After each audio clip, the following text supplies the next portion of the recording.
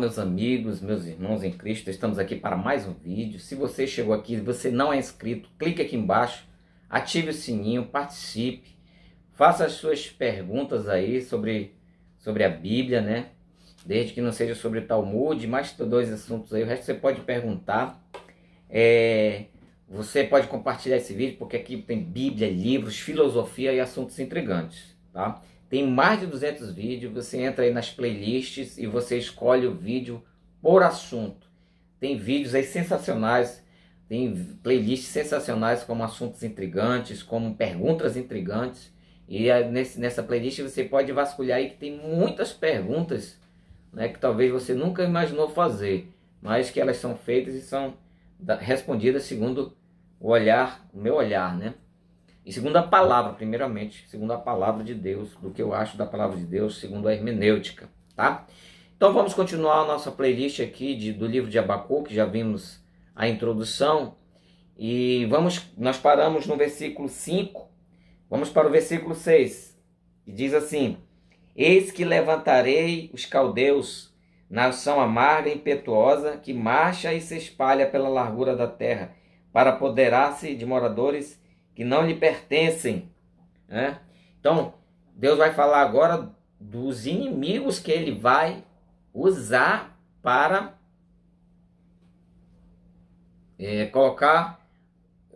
pegar Jerusalém e colocar no cativeiro, para aprisionar o povo de Israel.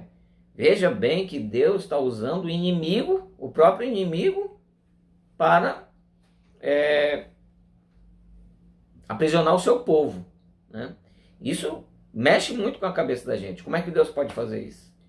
Por que Deus faz isso? Porque Deus é soberano, né? A resposta muito simples: Deus é soberano, ele faz o que ele quer, ele faz. E você vai ver em Reis, diz que tava uma reunião no céu e Deus perguntou: como é que eu vou enganar os profetas de Acabe? Aí a Bíblia diz que um espírito, né, surgiu. Um espírito. Aí tem um vídeo aí, você vai explicar, vai entrar mais em detalhes sobre esse assunto, que é Deus aceita sugestões, tá? Deus aceita sugestões. Então lá eu falo muito isso, ou seja, Deus aceita sugestões, Deus usa o inimigo para realmente castigar o seu povo mesmo, para provar também. Isso é muito duro saber disso, isso é muito duro, porque as circunstâncias da vida e o livro de Abacuque, ele vai tratar, como já falamos na primeira aula, ainda vamos nos aprofundar mais no capítulo 2 e no capítulo 3, que é a questão do mal, do caos, que é a questão do silêncio de Deus, que é a questão de Deus permitir coisas absurdas acontecerem, tá? Então veja que são coisas absurdas. Deus aceitar a sugestão de um demônio, né? Foi o que Deus fez. Quando aquele espírito mau disse: eu serei engano na boca dele. E aí Deus disse: tudo bem, então vai. Deus permitiu. E aqui Deus está levantando a nação babilônica, né? Para aprisionar o seu povo. E mais, hein? Vamos para o versículo 7. Eis a formidável e temível dela mesma procede o seu direito e a sua grandeza. Seus cavalos são mais velozes do que os leopardos e mais ferozes do que os lobos no deserto. Parará, parará, parará, parará, parará. Ele vai fazer alguns versículos elogiando o inimigo. Você já imaginou uma situação dessa, você passar, por exemplo, você está no trabalho, você está no trabalho e seus próprios inimigos, Deus elogiar os seus inimigos e dizer: olha, eu vou usá-lo, vou usar esse cara com essas coisas aí que ele tem para te provar, vai fazer mal para ti aí, né? E é muito duro para nós, principalmente muito duro, é muito duro. Eu acho que é um dos versículos mais duros do cotidiano e do que diz respeito à intriga, é 1 Coríntios 6, 7. 1 Coríntios 6, 7, que diz assim: por que não suportais o dano? Né? Por que estáis em contenda? Por que não suportais o dano? Ou seja, por que eu não permito, por que eu não aceito que Deus, na sua soberania, me faça sofrer para eu melhorar, ou para Ele demonstrar o poder dele, ou alguma coisa semelhante, porque Deus tem vários objetivos quando Ele faz isso. Na maioria das vezes é nos provar e nos melhorar, porque só a aprovação, as tempestades da vida, as intempéries da vida, elas, quer queira, quer não, elas nos melhoram de todos os pontos de vista, né?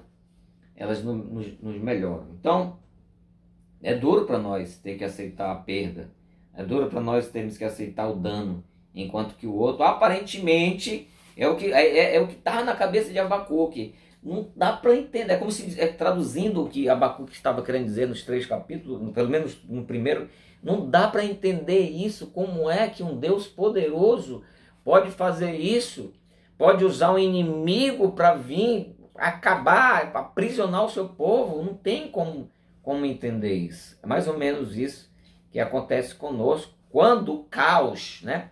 Porque é o seguinte, principalmente os pentecostais, eles têm esse mal de acreditar que nós temos que ter uma vida perfeitinha, uma vida sem sofrimento, uma vida... Não existe isso. Isso não existe nem do ponto de vista teológico, nem principalmente do ponto de vista filosófico, né? Jó, tanto Jó na Bíblia quanto Sêneca, o grande sábio romano, que diz que o homem nasceu para sofrer, o homem nasceu para lutar, né? Os dois falaram isso, o homem nasceu para sofrer, o homem nasceu para lutar. Então, não tem como nós passarmos uma vida sem um pouco de caos, sem as intempéries da vida. Não tem esse ser humano que diz assim, eu nunca adoeci na minha vida. Não tem um ser humano que diz, eu nunca fiz... nunca aconteceu algo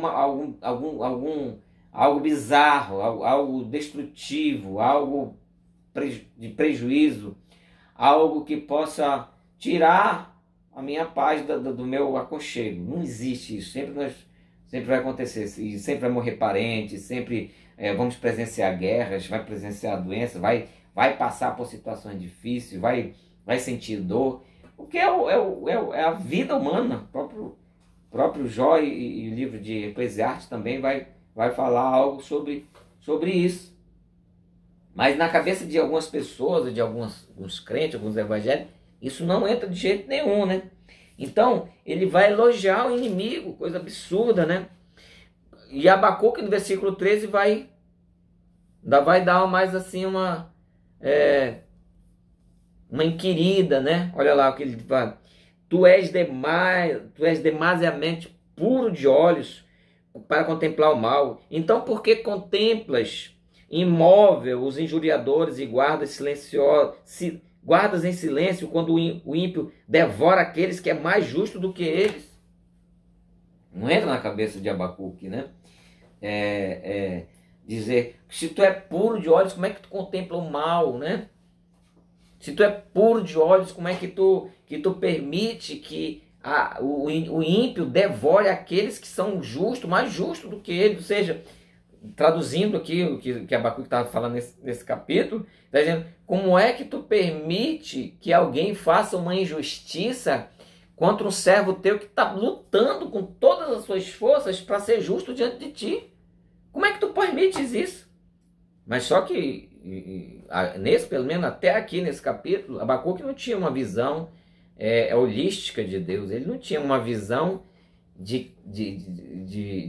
da realidade, da questão do mal, né? Do mal, porque... E eu também tenho um vídeo aí, se você quiser, você assiste depois. Deus criou o mal. Então existem duas correntes teológicas. A primeira corrente é que diz que Deus sim criou o mal, né? Embora eu não possa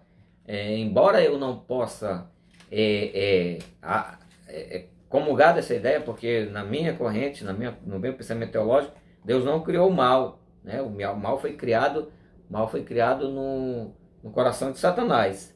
Mas existe grande divergência sobre isso, né? Grande divergência sobre isso. Mas a pergunta é, como é que tu vê, né? Como é que tu olhas e tu fica em silêncio, né?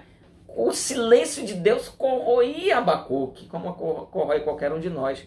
Quando nós oramos e Deus não fala nada. Quando nós oramos e Deus não dá nenhum sinal, né? Então, isso mexia muito com ele, tá?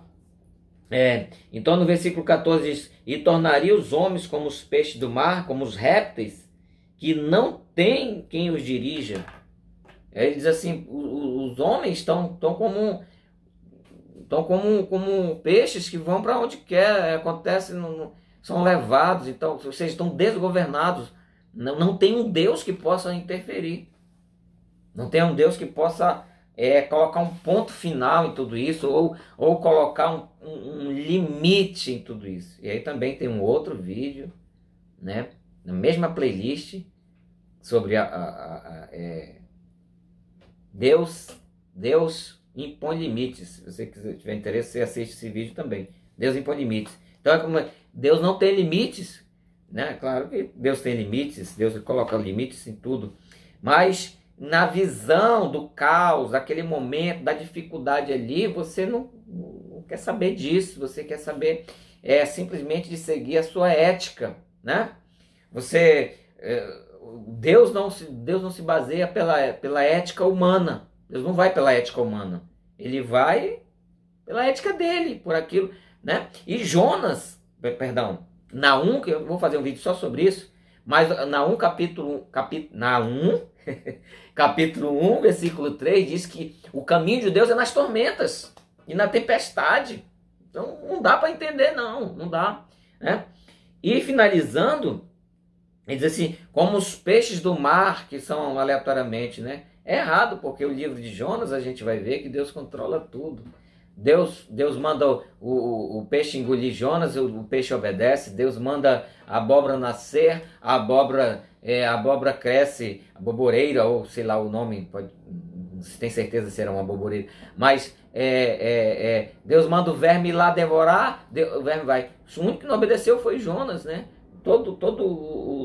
As pessoas, os personagens ali do livro de Jonas obedecem, até os ímpios obedeciam, temeram a Deus. Então, assim, né, Abacuque estava redondamente enganado, tá? Então, isso que me fascina muito no livro de Abacuque é exatamente essas questões do caos, das intempéries da vida. No próximo vídeo continuamos. Que Deus abençoe a todos.